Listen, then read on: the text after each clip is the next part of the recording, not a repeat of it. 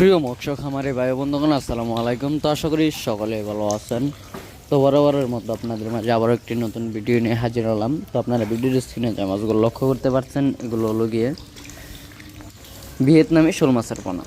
এই ভিয়েতনামি শোল মাছের পোনাগুলো এক বছরে 1.5 থেকে 2 কেজি গড়ে ওঠে এবং কি ভিয়েতনামি শোল মাছের বাজার বেশ মূল্য রয়েছে।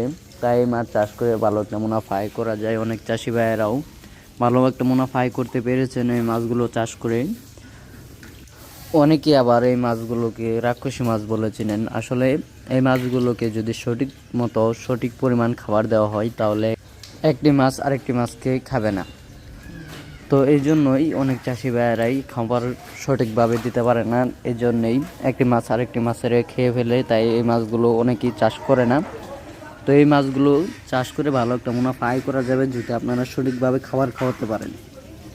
আর এই মাছ চাষ করলে আপনাদের পুকুরের চারপাশে জাল দিয়ে বেড়া দিতে হবে এবং কি লক্ষ্য রাখতে হবে এই মাছগুলো যেন কোনো দিক দিয়ে অন্য পুকুরে যেতে পারে।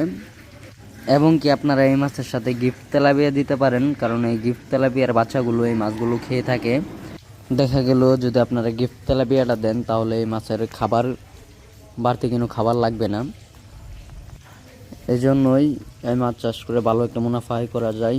তো আমাদের কাছে রয়েছে দেশি ও বিদেশি নানান জাতীয় মাছের নৌপনা।